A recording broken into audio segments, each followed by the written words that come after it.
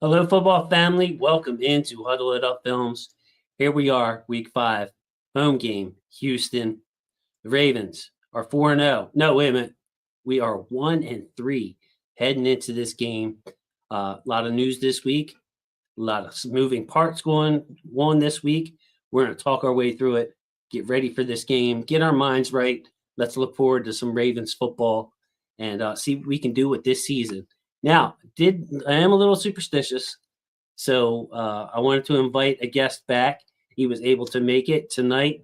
Forgot to send him the link though, so that's why I went on about a minute late because I just forgot. I was prepping for the show. Here he is, friend of the show, best friend of the show, Alec Polianis. Notice I got the earbuds in for you, Alec. How you doing this evening?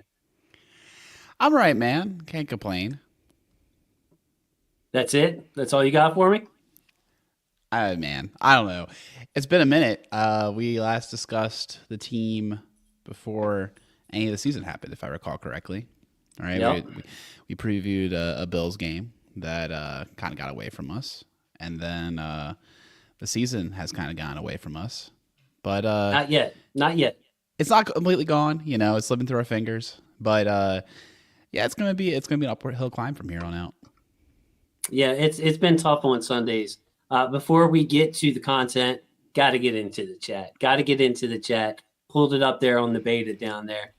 Jay Z, first one in. Thank you, Mr. Zaratniak. Just wanted to take a moment to say thank you, and I'm gonna read this out because this meant a lot. Thank you for all that you do, and thank you for providing a space for the flock faithful to speak their minds and bare their hearts.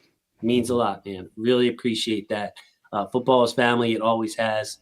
Uh, TLC in the house. That means the lovely Chris. Uh, Alec, don't go chasing waterfalls. Please stick to the rivers and the lakes that you're used to. Okay.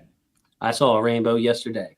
And we got the man himself, Dwiz, in his Your Paso, my brasso.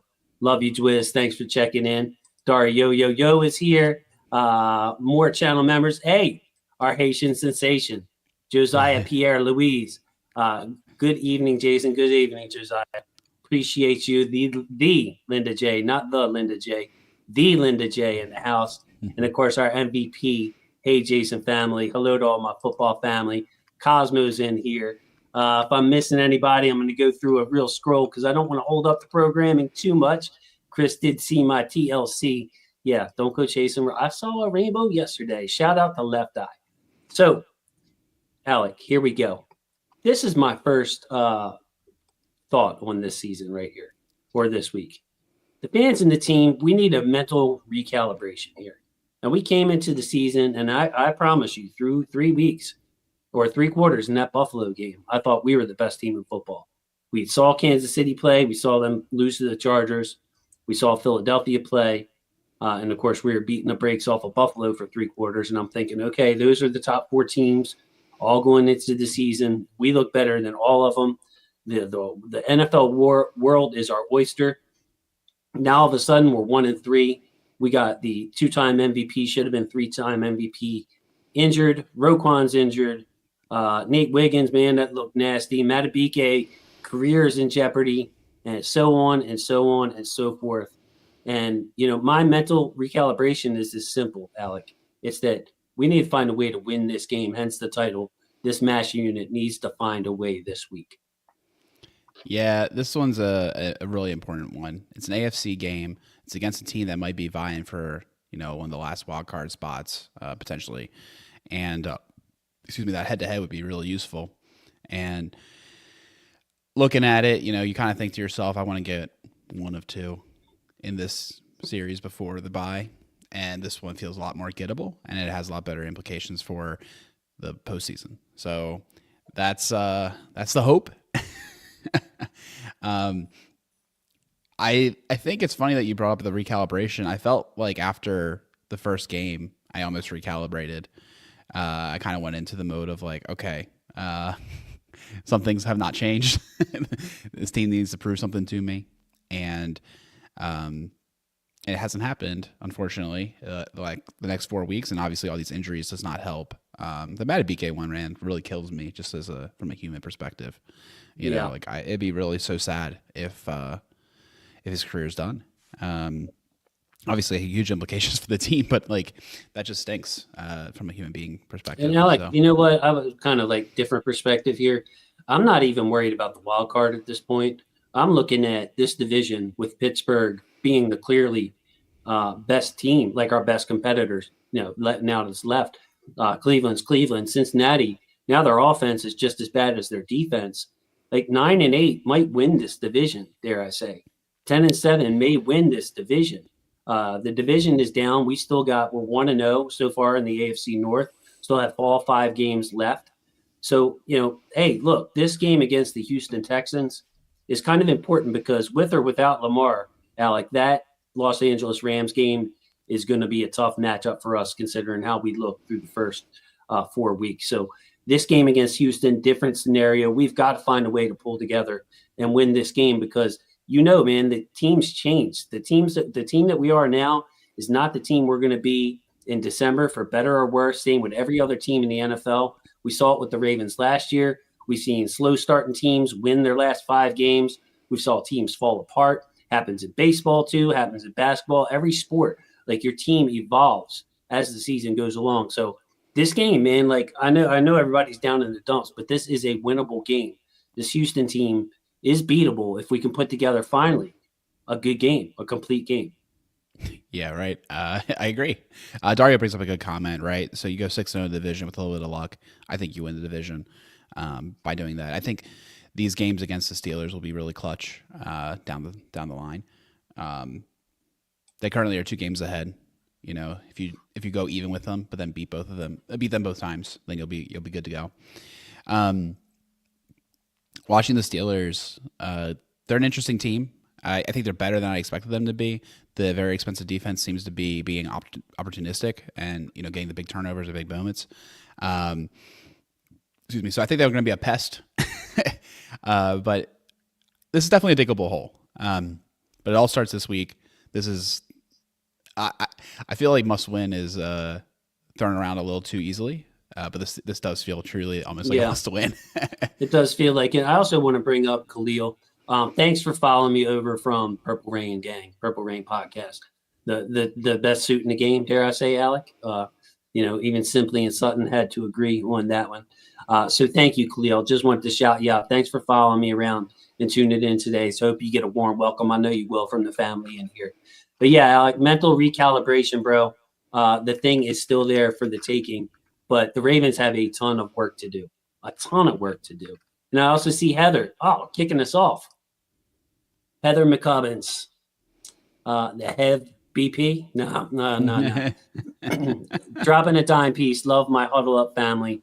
Jason, best show in town. Yeah, thank you so much, Heather. Thank you so much. I enjoy your thoughts too, Heather. I'm looking forward to hearing you chime in. What's your attitude like? How are you feeling this week? Okay. Let's get to our next topic bar. The mixed messages on Lamar's status. The Baltimore Sun reporting that Lamar's going to miss the game, and then Rap Sheet says, well, he's doing everything he can. My personal opinion is I wouldn't expect him to play. I don't think the team wants to risk him really yanking that hamstring and being out for a month or tearing it even worse. Like a strain is a minor tear. You don't want that thing to tear. I don't think he's going to play this week, Alec, but I did find it odd that the mixed messages. You usually don't hear any kind of leaks coming out of the Ravens locker room and I didn't think that was good. So those are my 2 things I wanted to ask you about and ask you to comment on real quickly. Oh, I mean, my thought is that the first report that he was going to be out for 2-3 weeks or whatever is accurate. And then the second report is them, playing mind games. Like, please prepare for Lamar. Don't look right. It's just like, I love it. Lamar. Lamar's over here. Lamar can play. Yeah, he's like on strings, puppeteer. The sad thing, man, I think you could have Lamar in a wheelchair and he might be able to throw better than Cooper Rush at this point. So I just I'm not thrilled about this. But the thing that kind of like kills me about the whole Lamar situation is I'm convinced that he's been hurt for weeks, right? It seems like it. Like the way he was moving, he was like going through like sand. Like that one rollout to the right early in the game against the Chiefs. and he was sprinting to the sideline. It literally looked like he was like going through quicksand. I was like, this guy is like just trugging along, and he just didn't seem right. Because he had a pretty explosive run, I felt like, against the Bills, where you kind of saw him like hit that gear and start pulling. Yep. You know what I mean? And then you haven't seen it again since the Bills game. So I think he's been hurt for weeks, and then he aggravated it, and they pulled him out. So I hope that he recovers by after the bye. I think that's kind of the goal at this point. Because like you said, like these hamstring injuries are so finicky, and if he pulls it worse. Like that will be season, right? It's much more important to preserve him, and get him back. I mean, even if it's a month or 6 weeks, Alec, you're passing up wins. You're passing up wins. So it doesn't matter. It might not be season ending, but we need Lamar immediately following this bye at least, if it's a regular type hamstring strain. And hey, bringing up Chris here, she wants God bless the broken road next time.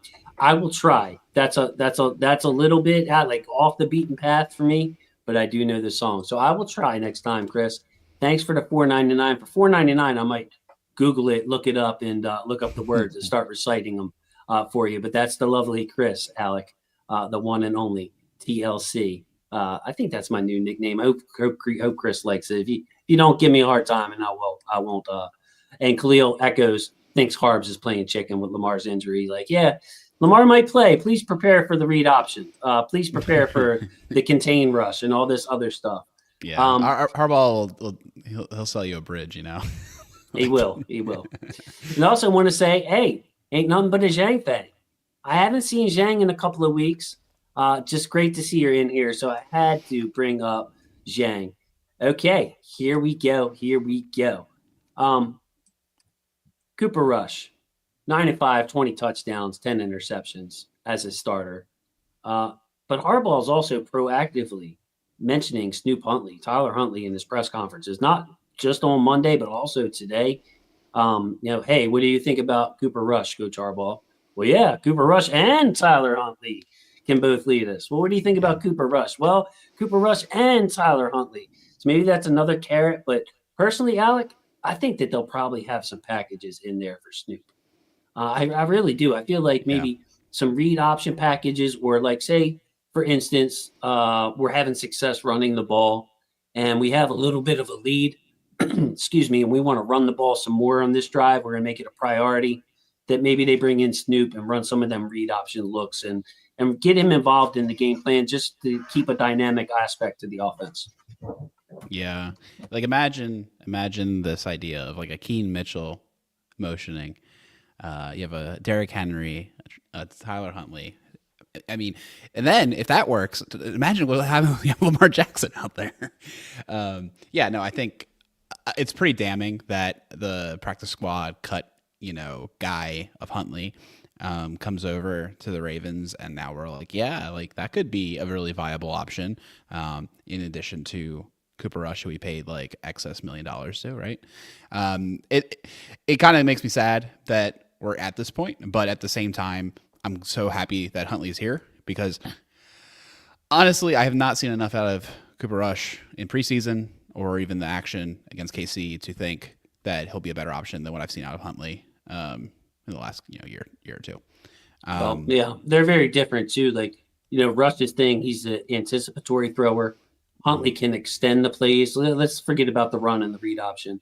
But as a thrower, like Rush has showed me the ability to throw somebody open, to anticipate the breaks, that kind of thing. And Snoop obviously can buy himself time and shoot the ball downfield. So I feel like both of them have their strengths and weaknesses. It could be like a hot hand thing, Alec. Mm-hmm. Like we bring in Snoop for a series or something. He leads us down the field. We're actually able to gain some momentum. He stays in the game, that kind of thing. Yeah, 100%. I could totally see him. Like you said, once they have a failed drive, they switch. If Cooper Rush scores a touchdown the first drive, great. Or it goes down maybe for 3, great. Like we'll let him go out again. If not, Huntley goes in, and you just kind of like do that. I wouldn't be against that at all because I don't think either of them have done enough yet to say, okay, that we're going to definitely use this one person over the other, and we're just trying to win this game. Right. There's just no, everything should be out of the vault for this game. Unfortunately, at week 5, we're looking at emptying the vault to get a dub. Like, it's just so important. Yeah, and again, like I know a lot of fans are down, and man, but again, your team evolves as the season goes along, and with the division that we're playing in, and the way everybody else looks in the AFC North, I never would have thought this, but we can still win this division. But a win against Houston is going to be crucial because that game against the Rams next week is going to be really tough. But imagine if we were in the AFC East and we had already lost to Buffalo, and we're sitting here 3 games back plus the tiebreaker. With Lamar out, you'd be like, whoa, there's no way we could win the AFC East. We're looking at the wild card. No, not in the AFC North. Like Cleveland, we've already beaten them. Cincinnati, like I said, with Jake Browning, they can't even get Jamar Chase the ball now. Their defense is awful. The Pittsburgh Steelers, that looks like the team to beat for us. So yes. And Zhang, got to acknowledge her. Alex, sorry, I'm going back and forth. Been used to doing this thing for a minute by myself. Hiding and suffering in silence, Jason. Well, that's okay. That's quite understandable, Zhang. It's been a rough few weeks, 4 weeks, really. So yeah. So that's it. But yeah, any other thoughts on Snoop versus Rush riding the hot hand? Rush obviously has more experience, has the reps with the guys, but you agree with me that we'll probably see Snoop Huntley at some point in this game. Yeah, I do. And another thing with Snoop, not just his ability to run, but extend the play with how the offensive line's been playing. And if Stanley's hurt, like that's another reason to have Huntley. He can run for his life a little bit better. Great point. I'm sad I didn't bring that up because that was definitely on my mind. But yeah, if we were getting great pass protection, and the Texans' defensive line was suspect, then yeah, maybe Cooper Rush would be a better option. But you're right, it's the opposite. We're struggling with pass protection. We'll see the numbers later when we put them up. We're taking a ton of sacks. We got to get the ball out quick. And that leads me to the next topic bar. Lamar Jackson last year was number 1 versus the blitz. Mm-hmm. And then we saw against Kansas City, we could have expected them to bring the blitz. Spags does that to us. Mm-hmm. And we had no type of blitz beaters in the game plan. Mm-hmm. That really bothered me, especially with Cooper Rush now. And you can expect teams to come after him or Huntley. We have really got to tighten up the blitz beaters on offense. And, from my perspective, we have the personnel to do it. You can throw the ball up in the air if you really don't have any other option to a guy like Likely or Hopkins, or you can rely on the quickness of Zay Flowers, Rashad Bateman to win the crisp routes, to win early and maybe house one of these things to make them back off of the blitz. And we got screen passes we could use, but really disappointed in Monken from that aspect that we look lost versus the blitz. And, I think that you have to have blitz beaters in every week because you can't predict what the other team's going to do to you. Oh, for sure. Yeah. And it felt like a huge miss. I mean, Spags gets us the same way every time. It's kind of ridiculous that we shrivel up in these moments. And I don't know. Harbaugh apparently seemed upset about it. I would be too. It was crazy to me the way that happened. And I think you articulated it really well.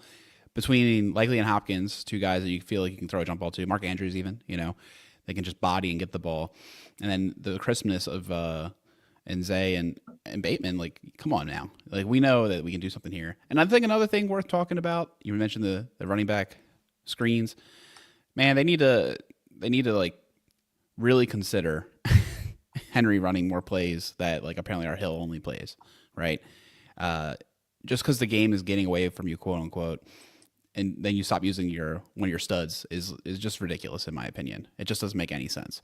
And I feel like I'm just so tired of hearing the Ravens down by 10 being like, well, they forced us not to run the ball. And I'm like, You forced yourself not to run the ball. I don't know if you know this. You can still run the ball. They can run the ball out of 11. They can run the ball out of 10. Like, you can do these things. These are legal plays. Like, you don't have to always run out of fucking like 12 personnel or 21 personnel or 23 personnel. Like, it's just you can run late, you can run heavy, you can run on 3rd and 5 if you're committed to going for it on 4th down. Sure. Yeah. Yeah. Like A few more of them. it just kills me, man. Like it's just an unacceptable like viewpoint. I just it really grinds my gears. We've got a thank you in here from Zhang, a dime piece herself. Ain't nothing but a Zhang thing there. Oh, This is very the nice. first stream I joined since we got dog walked by the Lions. Yeah, man, that one hurt my feelings too, Zhang. That one hurt the fact that we got beat up in the black jerseys and 20 missed tackles and 30 pressures. And my goodness, I didn't think it could get much worse after that. And then this Kansas City game was even more demoralizing. But I appreciate you for, if you're going to join a stream after this, like, depressive, that you chose this one. So thank you. That's very, very meaningful, Zhang. Love you so much. Thanks for all your support. Thanks for being a channel member. You can see our channel members scroll across the bottom. So if you want to support this channel, you can hit the join button and become a member. And those guys, as well as all of you who watch my videos, are the lifeblood of this channel. But yeah, Alec, the running the ball, the blitz beaters, I feel like that those issues have been beaten to death. Like, and I agree with those who say, mix it up. Henry's played 3 downs his whole life. You can throw the ball to Henry. He looks good on the screen passes. Justice can hit some outside runs to not be so predictable and telegraph it. Now, look, if it's 3rd and 8, 3rd and 9 in your own territory, put Justice Hill in the game. Okay, I get it, bro. Like, you're not running out of that formation. You're not, you know what I mean? You're not fooling anybody by having Derrick Henry in the game. I get it, but or just don't. I mean, have Likely go in, right? Like, I mean, 4 wide receivers, or all 5 options split out, right? Yeah, I mean, why not, right? Like, spread out the field. I don't know. Like, unless you're gonna commit to him being a chip blocker, which is fine, I guess. But like, if he's just gonna go run a route, like, go put a real guy running a route. I don't know. Like, not to disparage Hill. It's just like it's not his game. All right, here we go. It is definitely not his game. That leads me into this point. Now, fellas, ladies, gentlemen, I had accepted the fact. I had come to terms. Like, Jason, control what you can control. Worry about what's worth worrying about.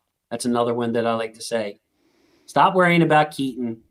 The coaches are hard-headed. They're not going to play him. Let's concentrate on some other aspects. Let's bring up some other topics on the show. Don't bring up Keaton, because you've already made your feelings known. The man should be active. Don't talk about it again. Now, here I am, Alec. With Lamar injured, Keaton needs to play this week. This week. And the reason is because without Lamar's threat to threaten the edges with his legs, if you want to continue to help this offensive line open up lanes for Derrick Henry, have Keaton in motion. Have Keaton be the outside threat, the inverted option threat to Lamar's, not literal option, but the outside threat to Henry's inside threat, or vice versa. Or have Henry in the game and throw Keaton a screen. But without Lamar, we need more explosiveness from this offense. And it doesn't come more explosive in this offense than the fastest guy on the offense in Keaton Mitchell. Yeah, totally. I mean, who else is hurt this week that they can use that spot for Keaton, right? Yeah, I definitely. I mean, obviously, I would love it just to be Ali, right? That feels simple, but I don't know if we're going to be that lucky. I feel like they're more likely to activate 4 running backs at this point than not have the chosen one, Ali, activated for his special teams contributions.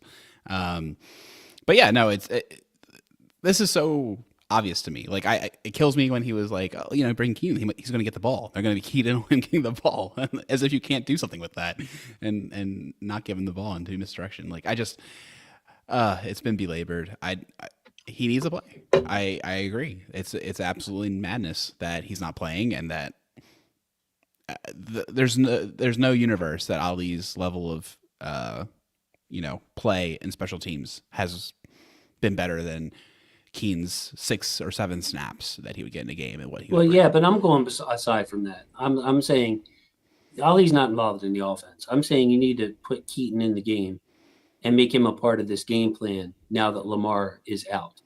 Like the Keaton over Ali thing, forget about that. I'm talking about with the offensive personnel we have now, without Lamar's threat, Keaton needs to be active in this game. And, Yeah. as a strategy change, as an adjustment, not as like Ravens have made clear that they are going to activate Ali over Keaton. But we need both of them, and I have a feeling that they're going to need every healthy body that they can get this week. Yeah, I think what might actually, now I was thinking about it a little bit more. Tez Walker showed up on the injury report out of the blue. If he's inactive, I think that's a Keenan Mitchell activation right there for sure, because that's another player I would kind of want to see maybe get a few more snaps, just because what I need right now with these like stinker quarterbacks is explosive playmakers that are dynamic with the ball in their hand, and there's no better home run hitter than Keenan Mitchell. It's like it's wild. Like, I mean, maybe Henry, right? Maybe Zay. I don't know, but like from just a pure like he has the ball in his hands, is he gonna like rip a big one? Keenan in his career has just been phenomenal. Like it's not even close. So yeah, we need a point guard at quarterback, right, this week, and give him the best shooters you have. Like it's obvious to me. Yeah. Right. Like we have to run the ball this week. Obviously like the fewer times your quarterback passes, the better chances are winning because you're running the ball more, you're running out the clock. But like we probably can't win this game if our quarterbacks attempt 30 passes. So we're going to have to find ways to run the ball and make the Texans defend everything. A good defense defend everything, and that starts with Keaton. So that's my last rant on that. Do you have anything else to add before we jump into the practice report? I mean, I would also just say, like, you don't need Timu Ricard out there. You can deactivate him for a week, right? And you can just say, like, we're not going to use those personnel packages this week. That's just not what we're doing, right? You can use Kohler, you can use Likely, you can use Mark Andrews, you can use Ben Cleveland. Like you can do whatever you want, but like I would say Mitchell Payne like shouldn't maybe be activated. If you need to find a spot, Tez Walker's is healthy, like maybe that's who you get rid of this week, because what's he gonna like? I don't know. What's he gonna do to really like blow up the game? They need to find a way to get Keaton active. I don't think they need to be married to having a fullback when you don't actually have the fullback that is a Pro Bowl winner and the reason why you have a fullback package. Right, and I don't think Zaire Mitchell-Payton is changing any kind of personnel packages the way Ricard does. No, he's not respected like that at all. He's not right. He's not respected like that. He's pretty much doing the same thing, whereas Ricard could be doing 100 different things. Mitchell-Payton's in the backfield, a move blocker. He's not an inline blocker. So if anything, I would rely heavier on Charlie and ask Charlie to do some of what Mitchell-Payton did. If you want to run those plays, just let Charlie do it, because when Charlie comes into a game, they respect him as an inline blocker because he's done a ton of it. So some encouraging news today. Now, it's not going to help us immediately, but Emory Jones started practicing. A very talented player. Something that I pointed out on Twitter today, Alec, is that Emory was one of those rare prospects that started as a freshman at LSU. So, he's only 21 years old right now. He turned 21 this year. So you're talking about an uber talented guy. Was able to adjust to the college game right away, started for 3 years, and bam, into the draft. And then we saw him, at the Senior Bowl and the offseason stuff look great. It's going to take him a while to get into shape. He has a 21-day window, I believe, before he has to be activated. But it's still going to take him a while to get acclimated to the game speed. It's not like in 21 days he is going to automatically be a starter unless something goes terribly wrong. But this is someone, Alec, that I believe could help us this season, just later in the season. If the coaches end up wanting to play the best players, I think there's a really good chance that Emory Jones is one of the top 5 on this line. What does that state of affairs that we're questioning if the coaches are interested in playing the best players? Anyways, what a great sign it is that Emory is starting to practice. I was starting to wonder if it was going to happen this year, right?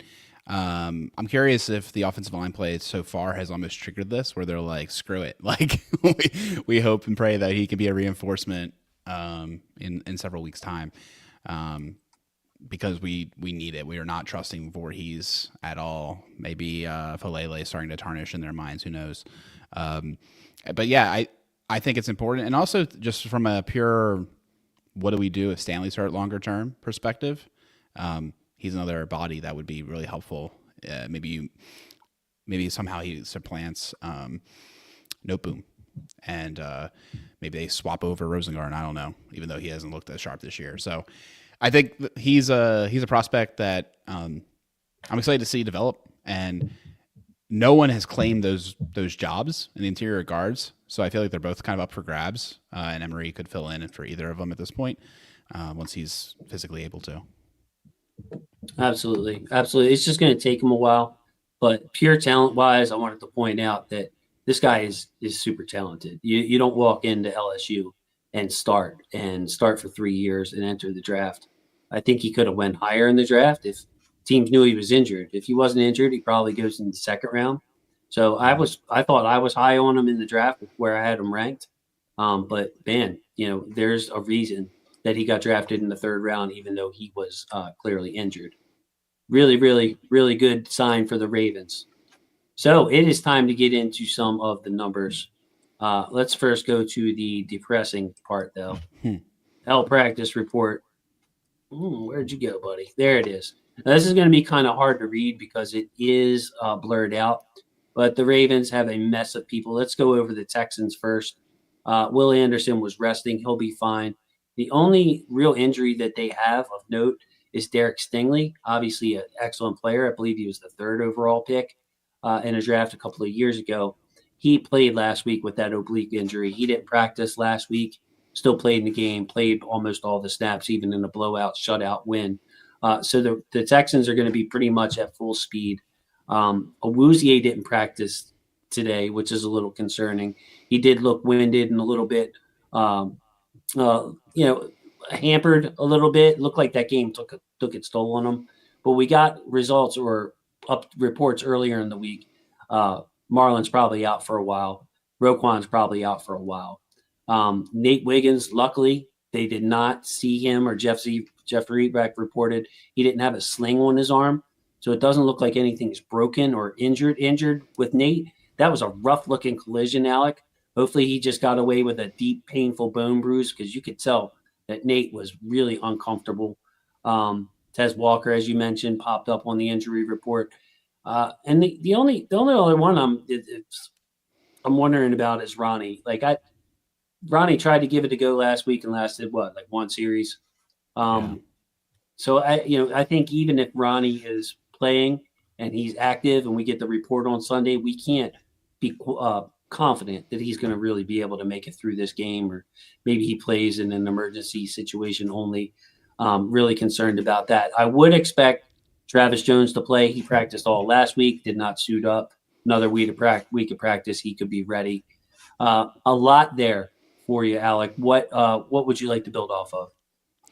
I guess we'll start with Ronnie. My expectation is either 3 do not practices or a do not practice limited, with an expectation that he could possibly go. Like, he'll be a game time decision. Because if Stanley is not available, do they have Vincent as an active? Right? I don't know. So I think that Stanley might be in play. I definitely think, Marlon's not going to play this week. I don't know what to make of Awuzie. Hopefully Jerry Alexander is in game shape and ready to go and understanding the defense and things of that nature. That'd be a huge swing. I am stunned that Nate Wiggins hasn't already been declared out for weeks. I thought the man either broke his collarbone or dislocated his shoulder. It looks so not good. But apparently it's just the elbow. Just is a strong word, but yeah, hopefully he can play. That'd be amazing. Hopefully Travis Jones is available because the defensive line is in shambles and needs all the help they can get. Same thing with Brett Urban with the finger. I'm imagining he'll be okay. But if not, good golly, we're really going deep in our defensive tackle room. But yeah, I think the other interesting thing too, kind of going back to our conversation about activations, they don't have any other linebackers to activate unless they go to the practice squad, right? So if Roquan can't play, That's another positional spot that'll be available. Hopefully that would mean something like Lowry would be available, and then you could use Lowry and then have Hamilton come up. That's my expectation. That's what I'm thinking. You don't need quote unquote more than 4 linebackers. 4 linebackers is plenty. I think they activated Jay Higgins along with the other four special teams. So if Roquan doesn't play special teams, if he's out, I would imagine that Lowry gets activated on the defense for sure this week. Yeah, I'd hope so.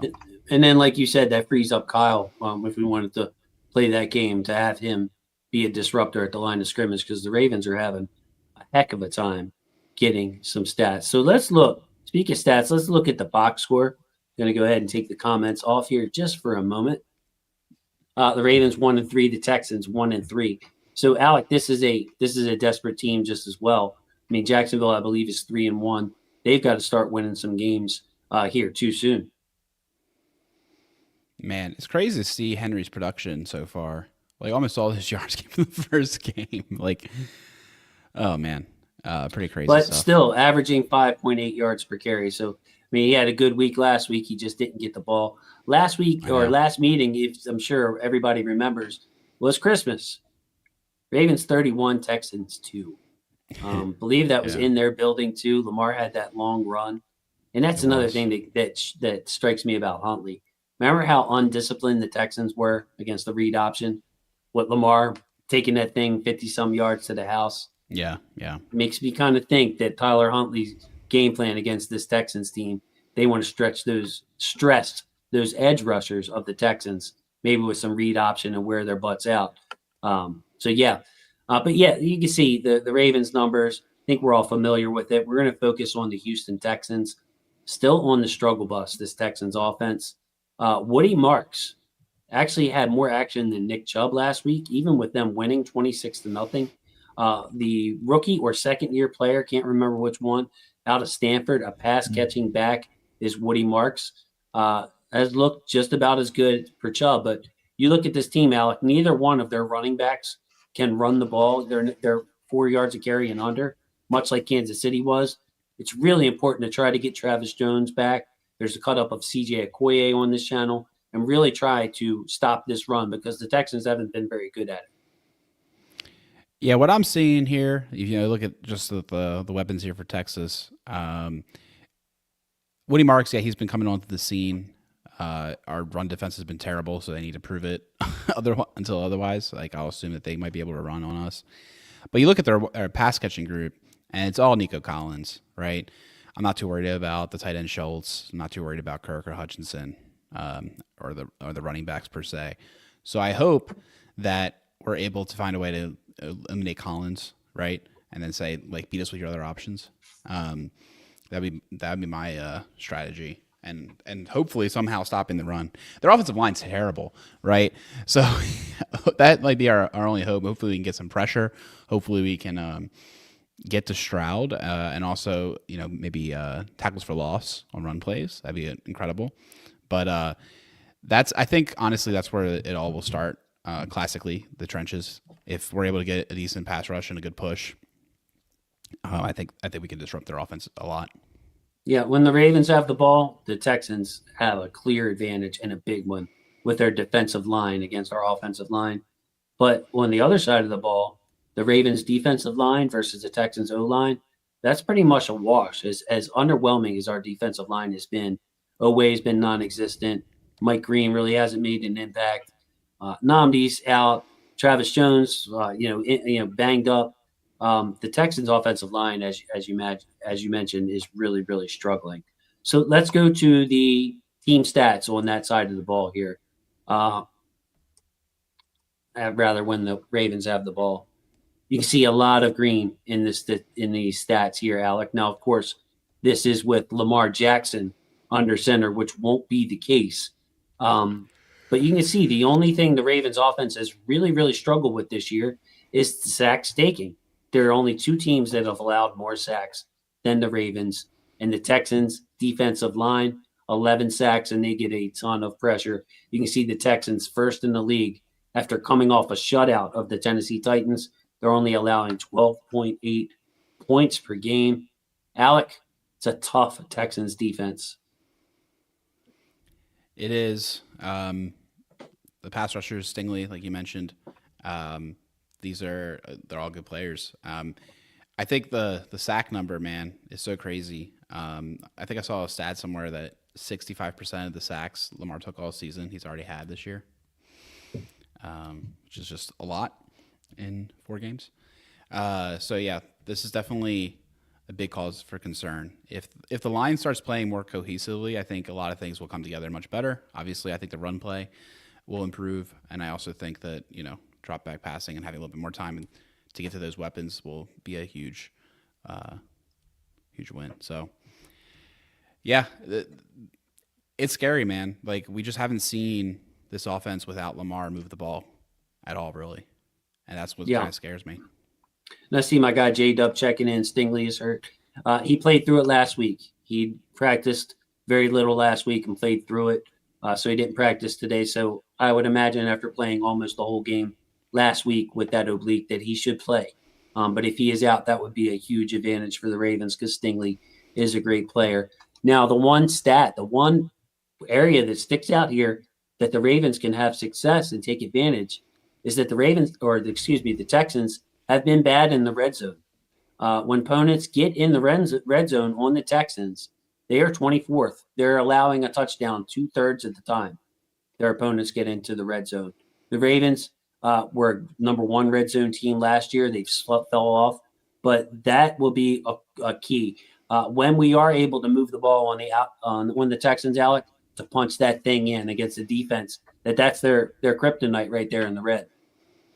Yeah, and I think when we flip over to the offense, we'll see something similar, that they're struggling in the end zone and only taking 3. So hopefully, yeah, we can extend these drives, keep converting on 3rd down, maybe even go for it on 4th, and succeed in the red zone. What do you think about that, Jason? Is this a week to be more aggressive in 4th down calls, or are you less aggressive because you don't have Lamar? I just think it depends on how the defense looks. I really do. Like, there's a scenario in which the Texans are just so limited on offense that they're struggling in Baltimore. They don't have their checks right. Their offensive line can't pick up blitzes. There's a scenario in which, the first team to 20 wins this game. I really believe that. If you look at the lines, obviously it's hard to tell because whether Lamar is playing or not, but it could be a first team to 20, could be a first team to 17 wins this game. So in that scenario, the Ravens could play it more conservatively and take the points when they're there. But if Texans are moving the ball on us, yes, absolutely.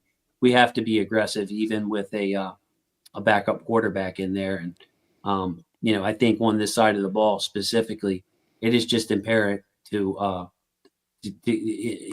inherently have to get Derrick Henry the ball and rush because we cannot allow these pass rushers to get after our backup quarterback. I mean, we have got to find ways to get the ball. That's why I'm so adamant on finally activating Keaton this week and getting him the ball. We have got to run the ball 30 to 35 times in this game. I think if they don't, they'll probably have lost the game. I think the path to success to this game is getting the run going early, sticking to it, and kind of grinding them out. They haven't done it yet this year. They haven't really been able to play bully ball, but hopefully they have it in them and they can find a way to make it happen, be it with Henry or Hill or Keaton. Hopefully, fingers crossed.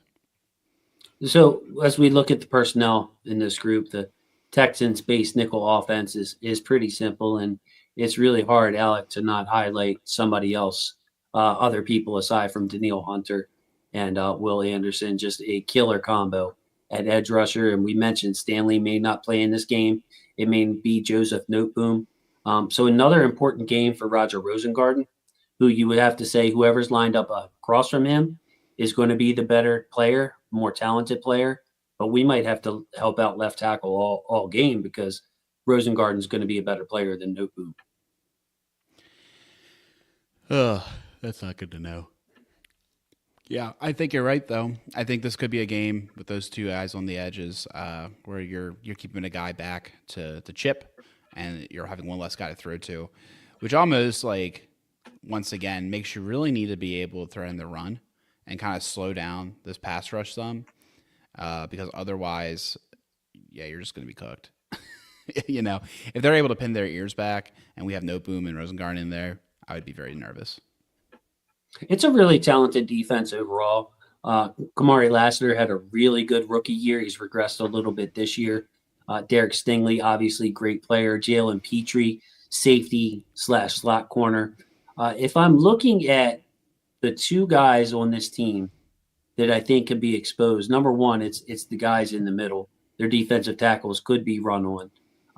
And then I look at Henry To'oTo'o from Alabama as a player who's a really smart player, but not that physical. I wasn't in love with him on tape, Alec, if you remember. Just not a really explosive guy.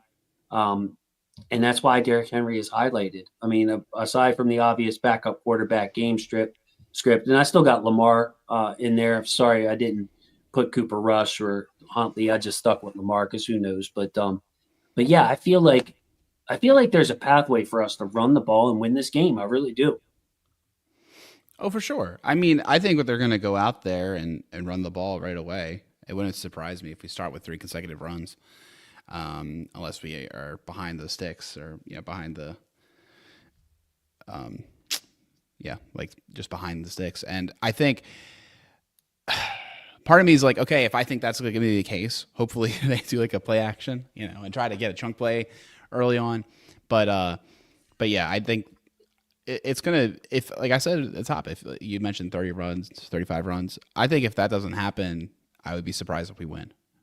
There's just, I feel like that's the path, is running the ball effectively, keeping it out of whatever quarterback's hands it is, and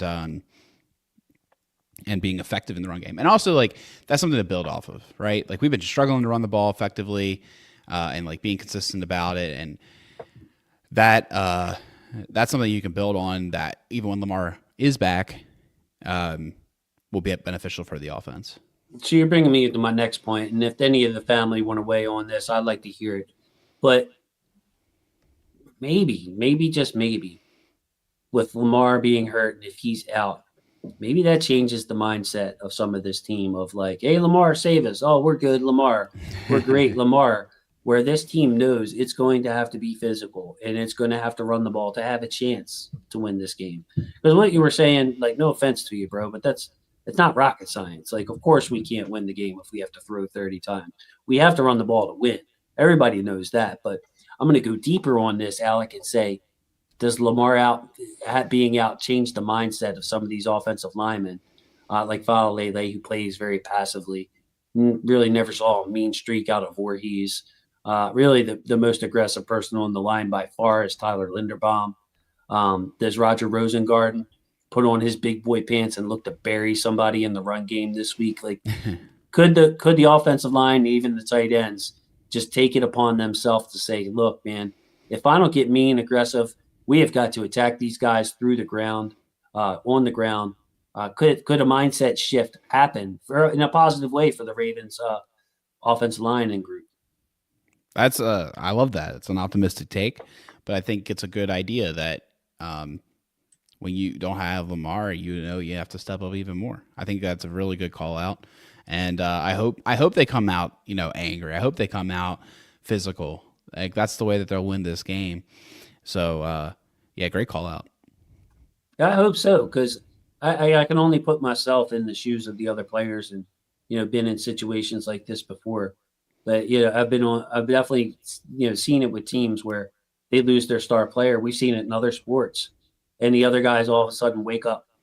They wake up and they're like, my goodness, we can't just rely on so and so to hit home runs or so and so to score the ball for us. And I'm hoping that happens, especially with this offensive line, where we can just forget about pass protection and all the struggles and just simplify things. Downhill running game, a lot of power type runs, a lot of gap scheme stuff where it's just straight ahead downhill. Because I don't know about you, man, but it seems like even if teams stack the box against us, some of these quick hitting runs with Henry have been effective. We almost broke a couple of them. Yeah, for sure. Because that's how you get them, right? If they stack the box and you're able to block it well, then you can definitely spring it from there. So, yeah, I hope that they're able to take advantage of those situations. Yeah, this is a good point by Heather too. Don't think they ever imagined an offense without Ricard, and now they are first forced to change the game plans. Ricard is such a big part of the offense. He is very versatile. He is, Chris, and that's part of the disappointing part. Is I think that they've gotten too much too cute, too pass happy. 3rd and 1, Derrick Henry's not in the game. Sprint right near the goal line. My goodness, if I never see that again, I'll be a happy man. But yeah, just look, Lamar's out. We can't rely on him to do Lamar stuff. We have got to hand the ball to Henry to win this game, to score on offense, to move the ball at all on these guys. We cannot let Danielle Hunter and Will Anderson hunt. We have got to wear Will Anderson out. You get what I'm saying, Alec? We have got to wear Danielle Hunter out and take it to him and have them back on their heels. And like Tila said, what's up, by the way, Tila? I didn't see you earlier. Free Keaton. Get Keaton involved to threaten these edges. Texans gave up big plays to Lamar Jackson in the run game. Maybe Snoop Huntley comes in. So the last person I want to touch on, Isaiah Likely, one of your favorite players, somebody you were high on in the draft, and boy, has he made you look like a genius. Likely looked healthy to me. Now, of course, the game got out of hand, so there was really no reason to stress Likely in his first game back after we were clearly not going to win that game. But I think he could be a part of the game plan this week, especially if the Texans want to blitz us and actually be, like our second option in the pass game behind Zay Flowers. Thoughts on Isaiah Likely, even with a backup quarterback or not? Yeah, I think I was a little disappointed in the game last week that they didn't scheme a touch for him right away, like play action roll out, get it to Likely. I definitely, I would think this is a game, game 2 to do that. Get him started early, and see what he can do with the ball in his hands. Just get him involved. I hope that they do that. I think also with these more limited quarterbacks potentially having very simple reads, simple plays, just okay, this whole play is schemed to get it to Likely, stuff like that could be useful. So I think that's going to be a great starting point. And this is an interesting point from Mr. Zaratniak. The Army kid, Lucas Scott, I believe is his name. I thought he looked really good in the playing fullback in the preseason. Now, I'm kind of surprised initially that they like Zaire Mitchell-Payton better than Lucas Scott. But as far as I know, he's on the practice squad. The last time I looked, he's on the practice squad. Now, the Ravens had some movement. They signed Keon Green, former 15th overall pick of the Texans, to the roster. So I'm not sure if Lucas Scott is still on there, but I liked him. I think that he could do a better job than a converted tight end, but that's just me. I often and more in the recent years disagree with the decisions of this coaching staff. So any last words on the offense, Alec? I'm looking, obviously it's not rocket science. It's the Derrick Henry show. Likely. What do you think about him? Yeah, I nothing more to add, man. Like you said, it's going to be the Henry show. Hopefully we can get all these other pass catchers involved. Maybe a wild Keaton Mitchell will appear. But I think we covered it well. So you know what one of my favorite Sublime songs is, Alec? I don't. It features Gwen Stefani. No kidding. It's called I Saw Red. I saw red. Now, you want to see red? Here we go. Last week I said hide your kids, hide your wife. But you better hide your husbands too, because they're doing it to the Ravens all kinds of ways out here. 32nd, 31st, 31st. Hey, we're only 17th in yards per pass allowed. 27th, 23rd, 24th, 28th. Only 2 takeaways on the year. Are you serious? And only 4 sacks on the year. 2 of them have come from a guy who may never play football again. The other 2 coming from Tavius Robinson. The Ravens' defensive numbers are fugly. Fugly is an old term. Not sure if you used that one growing up, Alec. Okay, all right. I thought that was a Gen X thing, but glad fugly trickled it down to the millennials there. But hey, look at this. Look at the Texans. Not looking very good either, and it's not like they've played murderer's row of opponents either. You're talking about the Tennessee Titans, the Jaguars. I think the Bucs were one of their games. They're only averaging 16 points per game, yards per game down. And you mentioned it earlier. Look at them in the red zone and on third down. This Texans offense cannot convert on third down. They can't convert in the red zone. And there's 2 factors to that for me. Number one, they can't run the ball efficiently. And number two, their offense, like you mentioned, runs so much through Nico Collins that Nico gets a ton of attention on third down, on the in the red zone, on those money downs. So you don't have faith in them converting on you through the run game. We're going to double Nico Collins, and you guys can't convert into 6, or you guys can't convert a third down. Yeah, I see red and it hurts my head.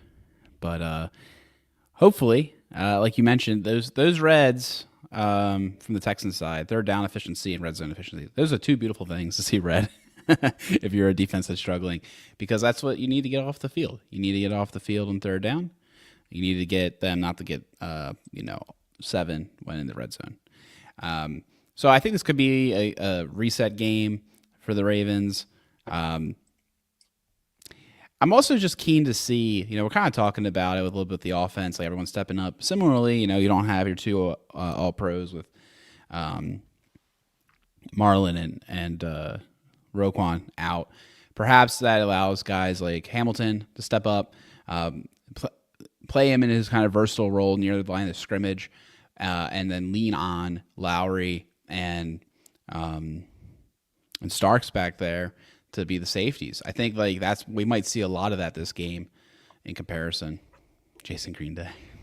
Yeah, it would be better if we had a Green Day. The offense was on a Green Day path. Alec, favorite Green Day song, and surprise me in the chat. Khalil, let me see your range, son. You know any Green Day songs? What kind of range you got, Twiz? Show me your range. Green Day song. Who's got them there? Who's going to surprise me? I'd like to see it. But yeah, Green Day song. I like too many of them to. Jesus of Suburbia. Yeah, they're pretty good. Boulevard of Broken Dreams. 21 Guns is a really nice one. There's so many. But yeah, go ahead. Go ahead, my friend. Yeah, was it not Homecoming? That is one. I think that is one of their songs. That's not the one I was thinking of. Anyways, yeah, Green Day's great. Now I want to listen to Green Day. All right, good talking to you, Jason. I got other things to do. Go listen to Green Day. But do you have the time to hear Dario rhyme about nothing and everything all at once? Yes, Basket Case going old school on there. Green Day, Woodstock '99, great performance. You can see you can see that. Hey, and Taurus is in. Saul Taurus had a YouTube channel, and check that. So yeah, love you, Taurus. Thanks for checking in. But yeah, this Houston offense on the struggle bus. Too. So, man, this is a battle of one-armed men fighting, trying to be politically correct here. But when the Texans have the ball, this is the battle of like one-armed 75-year-old human beings fighting as far as the NFL rankings go. Truly, and I think another way we need to attack this team. That takeaway column is abysmal, particularly for a team that was so talking about takeaways all offseason. Take away this, take away that. They took away nothing. The thing that kills me, man, about this Ravens defense, dude, is like it's 3rd and 5, and they're going to convert. It's 3rd and this, and or 4th down. Like they have had no spine. The stops have been so lacking. I feel like whenever there's a stop, it's more of an exhale and or the offense didn't execute more so than the Ravens defense forcing the issue or making a play. Right. Very disappointing stuff, just not the standard we're used to or expect. And I hope that this is a game, like I said, a get-right game for all aspects of this team, but particularly the defense, to try to get some of this red out of here, get some takeaways, get out of the red. That'd be huge. So my last word on this is what makes me optimistic. What makes me pessimistic is the injuries, obviously, on defense. But what makes me optimistic is remember how the defense looked against Cleveland. Okay? Like Buffalo, Detroit are different animals. Kansas City lit us up. But when we played the Browns, our 41 points came off of defense and special teams. So look, if the Texans offense is close to the level of the Browns, and if you look at their scoring offense, it's right there, 16 points a game for Houston. There's part of me optimistic that a healthier Ravens team could shut them down like they did Cleveland, but health is a main issue. And let's look at the personnel here on this side of the ball. Love you guys down there in the chat. Let me put you back on. But yeah, Jason, Jay Z, thanks for agreeing with me there. I mean, we shut down Cleveland really well. They have a better running game than the Texans do. And CJ Stroud has been struggling since his rookie year. They got one, like Cleveland had Jerry Judy. They got Nico Collins. Obviously, Nico Collins is better, but it's like one true weapon really in the pass game. We can do this, man. We just got to play to our ability, man. Play to our ability. So Alec, let me kick it off to you, man. I love having you here because I don't have to talk the whole time. Houston offense, Ravens defense. What's sticking out to you here? Do I even have the right dudes on the chart? Because I hope not. Dude, Hummel, are we really doing this? Are we that out on Simpson? Oh man, did you watch the game? Did you watch bro? the game? I know, but I'm just saying, dude. Hummel, man, put Higgins in there before I put Hummel for real. It's not my choice. Higgins would have been week 1 starting. I know. Tampa though out there, I love that. He's been impressing me. I've been kind of like poo-pooing him, saying he needs to be a safety, et cetera, et cetera. He's playing very decent out there. I gotta give credit where credit's due. He's been more physical, trusting his instincts. So that's good stuff. I'm hoping Tampa is able to surprise us, but I also hope that in reality, that's Jair Alexander, right? And he's playing. Well, I'm hoping Nate Dogg is coming to regulate. Oh, sure. Hey, how about Nate Dogg and Jair? What about that? Like that was something we thought was happening this year. Can we look into that? Could be. Do you think Jair is going to play this week? Yeah, I do. What about you? I'm hesitant. I understand being hesitant for what it's worth, but I think if he does play, by the way, I gave this a lot of thought. If he does play, I think he's going to play the role that TJ Tampa has played the first few weeks. So I'm going to spell this out for everybody who hasn't been paying attention. Awuzie has been the outside corner in every defense but one. When the Ravens go to dime defense and they take out the Roquan, the linebacker who's not Roquan, Awuzie goes to dime linebacker. TJ Tampa has come into the game as the right cornerback. What I expect to happen is when Jair's healthy, they're not going to throw him out there the whole time, especially with the way Awuzie is playing, that Jair will come onto the field in dime packages only until he gets more familiar, and they're going to save Jair, acclimate him more for the postseason. So I expect Jair, when he does play, if everybody else is healthy, that it's just going to be in the dime defense. Okay.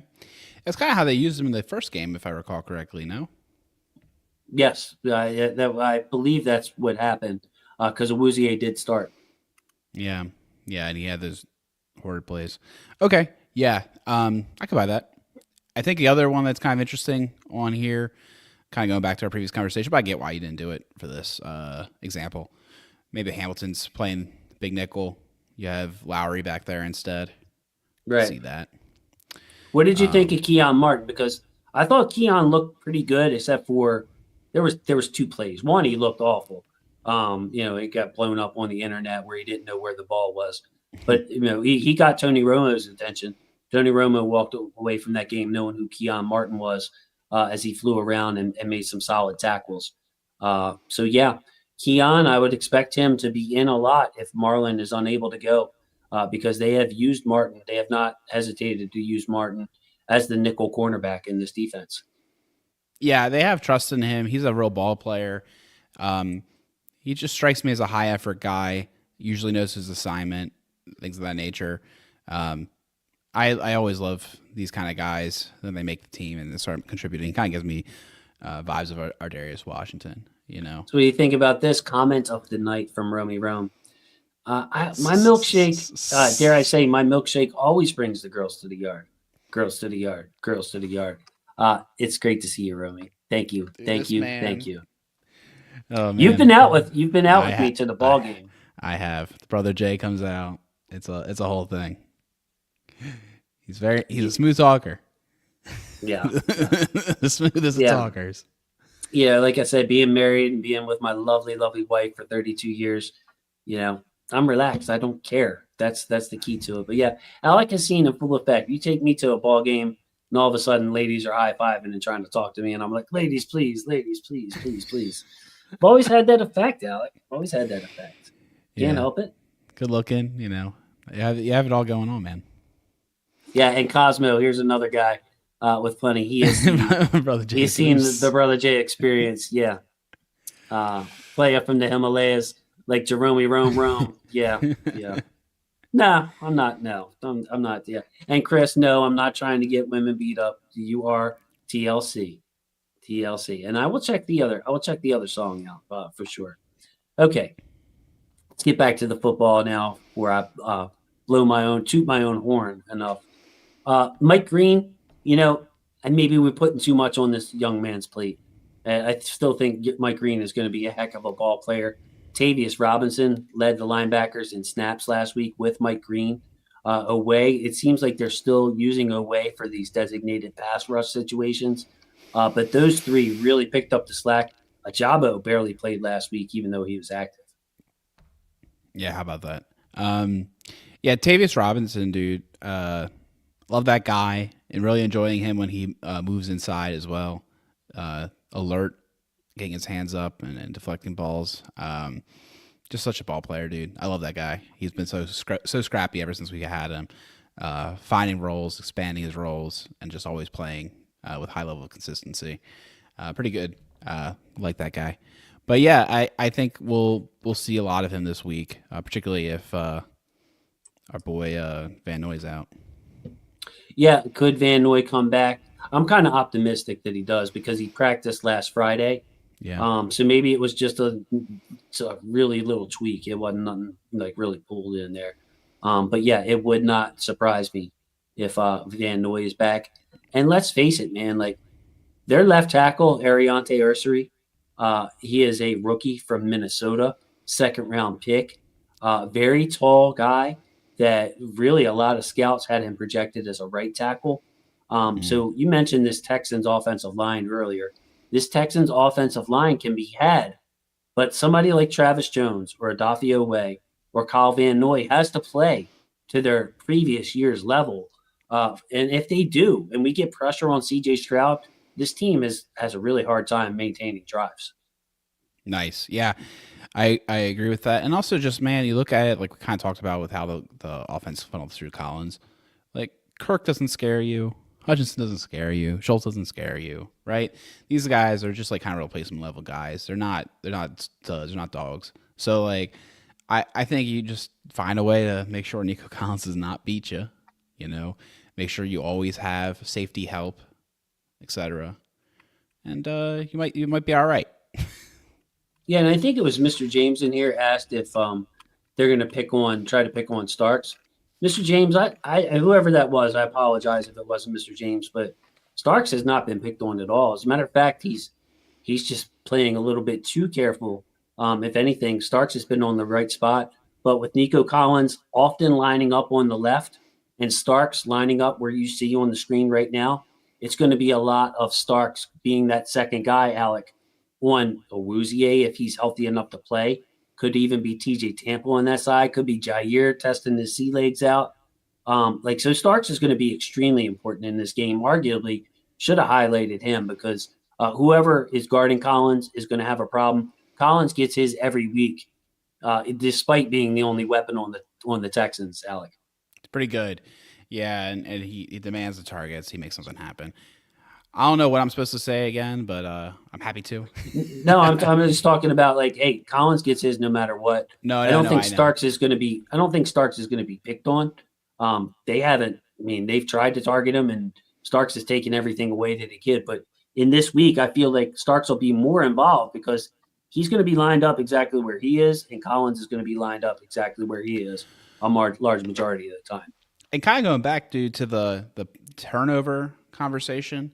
Because of them having just Collins as one of these big playmakers, I think they can be a little bit more aggressive trying to jump routes and be, just try to be more aggressive trying to get the ball because I don't think these guys are going to kill you. Right.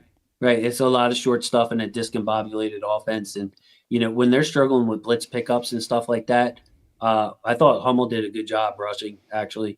I have no idea what Trenton Simpson's doing.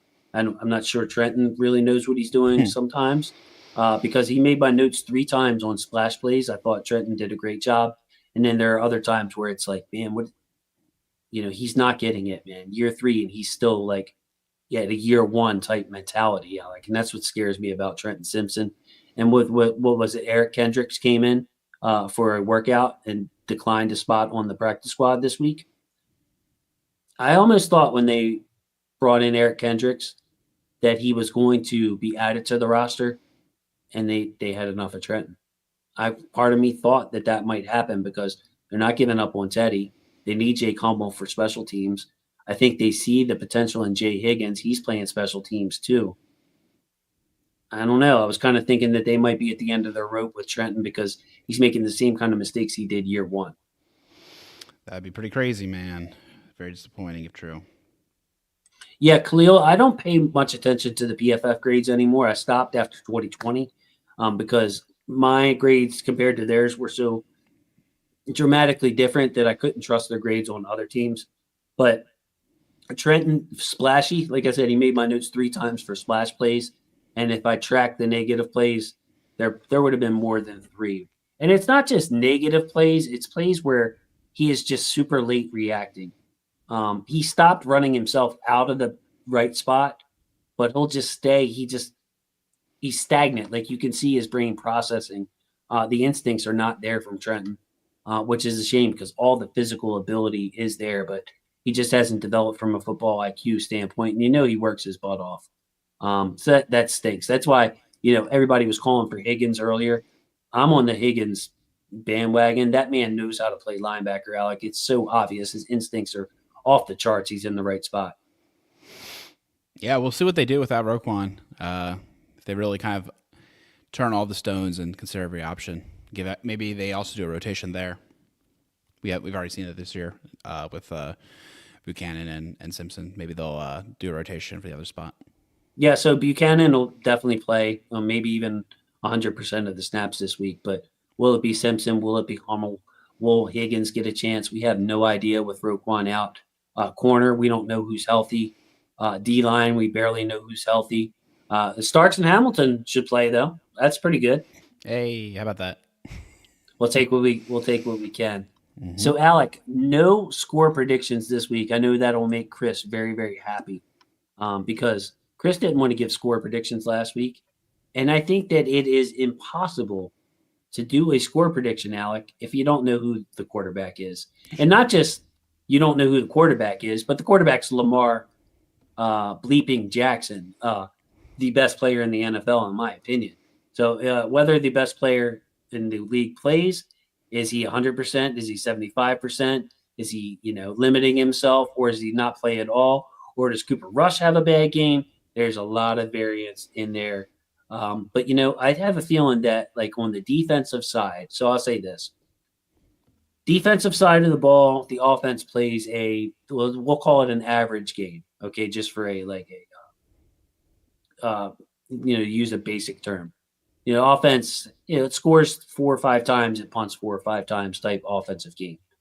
I say the defense can hold this team to 20, 23 points. Okay. I don't know if that gets it done. I think they need to hold them to less points, personally. What about you? But do you think that number's accurate? Do you think they're, Texans ain't scoring 30 even on this mass unit, you wouldn't think, right? I don't think so. I think the only way they would do that is if we give them turnovers, short fields. Yeah, that's what I'm saying. Average offensive game. Maybe they get 1 turnover off of us. We'll give them 1. Yeah, that sounds about right, I guess. And there's no way we're holding them to 10 points, though, right? 13 points. I don't know, man. I think it's in the range of outcomes. I wouldn't bet on it, but let's be real, dude. A lot of these guys that are hurt right now haven't been playing that well. Like Roquan had a really good game, week 2. Player of the week. Player of the week. Yeah, I mean it was one of the best games I've seen out of a linebacker, right? But he's had other struggles, And I'm not trying to say like I'd rather have somebody else out there. That's not what I'm saying at all. But I'm saying the level of play that they've been giving this year hasn't been so high that maybe we can't replicate that or better. It. And also just like I think the way that this team's been losing, man, it's like they're just not they're not aggressive. They're not physical. They also don't want to get off the field. Like on 3rd down, they're not flying. You know what I mean? Like I can't put my finger on it, dude, but it's just so I have so little trust that they're going to make a play on third down. Yeah, well, and that's the thing. Like if we looked at it again, and that's what the Texans have a hard time doing. I know. The Texans can't convert on third down. They can't score in the red zone. So it's like that's what gives me hope that this Ravens defense of whoever's out there, that the Texans are still going to go 3 and out sometimes. Yeah. And Dario's brought it up every week, but we're losing the time of possession battle huge. Like our out of control. So our bad. defense is literally averaging over 70 snaps a game on Insane. defense. Yeah. Which is like 5 quarters. We're crazy. playing 5 quarters a week on defense, basically the snap equivalent of. So against the team that can't convert on third down, against the team that can't score 6 in the red zone, man, that's what I'm saying. Going back to this original point, let's recalibrate our expectations here, Alec, and just try to go 2-3. Just try to go 2-3. If you lose to the Rams next week, 2-4. Okay, we're at the bye week at 2-4. Now Lamar's coming back healthy. Marlowe's probably coming back healthy. Roquan's coming back healthy. We got a stretch of the schedule, which is the easiest part. The hard part's behind us. Let's just try to win this damn game is what I'm getting at. And let's not give hope. Let's be into this game. I will actually be at the game, by the way, this week. This is my one game. Yeah. And for those of you who don't know, this is a big deal for me. Epileptic, so I can only handle Alec. Like when Alec takes me to the baseball game, we got to go on a weeknight, and I can't be around a lot of people. So I sit in the club level, like the rich person. So the Dundalk kid gets to go in the club level this week and be like, "Hey, what's up, all you rich posh folks? I am here. I am here to make some noise." So yeah, maybe I can bring some good luck, like I do at the baseball games. I would love that, dude. I forgot that you're going to this game. That's really cool. So yeah, hopefully it. And you know what? I was thinking about this too, man. It might actually help you out. I don't know how into the crowd's going to be this week. You might not have that huge home field advantage. I think that so many people are, frustrated right now. You might not have a whole lot of noise on third down and things. I of that hope there nature. is, bro. I feel like on the club level though, it's more of a posh type crowd. So that's why I'm saying that. You're gonna be wearing your polo but- and your vest. No, I will not. I will be wearing my Ravens jersey, Ravens jersey for life, and I will show you the picture of because this is all family here, so I guess I can show this picture. I've never displayed this picture, but remember Lamar's game that he went berserk on a Monday night. Oh yeah. That is your boy right there, looking all tall. Belly's kicking a little bit there. Chris, don't look at the belly, all right? But yeah, that was me at the Ravens game when Lamar brought down the house, and I was there with my son. So great day, dude. Great day to be wearing the Lamar jerseys. So Awesome. yeah, yes, the lights bother me, Heather. Movement bothers me. Sound bothers me. So all of it. Like my case of epilepsy is serious, but it's not severe. I had to get seen downtown Hopkins, which, as you guys know, is one of the best hospitals in the world. And, I thought my situation was bad. And then I saw some of these kids and adults that were flying in from different parts of the country, and they were having seizures uncontrollably worse than mine. I was there to get an assessment. They wanted to do surgery behind my right ear. Never got that done. Just changed the medication, up the medication. I'm okay. But like, I can't be in crowds for too long, or else I run the risk of having seizures, and I'm not having my son carry me out of M&T Bank Stadium. So I will be fine, but I'm taking the precautions of the club level seats because I don't ever want to put my son in that situation. So yeah, sorry to get real, but that's the ramification. Now, if Alec has to carry me out of an Oriole game with the ladies hanging all over me, then that's the price you gotta pay, Alec.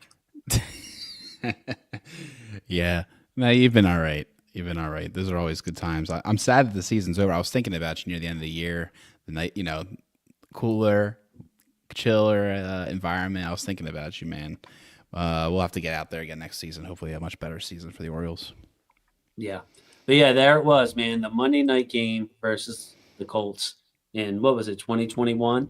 Yeah, When we came back, that big comeback. So that's yeah, a cool that's game. that's the ability we're talking about there, Zhang. So yeah, man, football is family, dude. You see all the families out there, and we watch the game with our families. We're in here together. You play ball with your family. That young man right there, good young man. He works actually at a hospital right now too. So that's him, man. That's him. So and Khalil was at that game. Yeah. Well, it was the best game I've ever been to, Khalil, and I was there for Ray Lewis game, Ray's last game, and all that. But the energy in the bank that day was just so joyous. The fans were so joyous. It was awesome, man. It was a big party. Alec, any final thoughts, man? Any final thoughts as we kick it out of here? Let's just get a win, man, by any means necessary. Hopefully, I'm with I it. hope we don't get out coached, man. That's been so hard to see, so hard to see, particularly last week against an opponent we know well. And just do the same old formula, That's yeah, that's a bummer, man. I hope we don't get out coached again. I hope they play the best players, they have some good scheme, and they just get it done. Yeah, the blitz beaters, bro. Let's be ready for their blitz. Texans don't have to blitz to get a lot of pressure, but that doesn't mean we shouldn't be prepared for it. For those of you who are watching on replay, thank you so much. Thank you for the super chats tonight. Really, really appreciate that. You guys always take care of me so well. Thanks for putting up with my shenanigans. If you're watching live right now and you tuned in late, feel free to rewind it and start from the beginning. But I love that, Alec. You're getting some uh, Thanks, love Heather. in the chat from MVP Heather. Yeah, I appreciate that. And yeah, I do look young sometimes, Doris. The lights are on, bro. Like this is a high value operation right here. So you get me in the dark, bro. I go from like a 6 to an 8. So little tip for you there, Doris. So with that, I want to say thank you to my football family. I don't want to waste y'all time. I love my football family. Thanks for all the support. And like Chris said, oh, look at this with the buzzer beater. No more ladies talk. You got it, Chris. You got it. You are my stream wife, I guess. They're like the work wife, right? So whatever that is, that's Chris. That's Chris. So I love you guys so much, though. Seriously, thanks so much for tuning in, and we will catch you next week, next Wednesday. Alec won't probably, but I'll be back with my game recap. Maybe I'll take some video and put it on the channel too. Ooh, Love you all. there you Say go. goodnight to the people. All right. Good night, guys.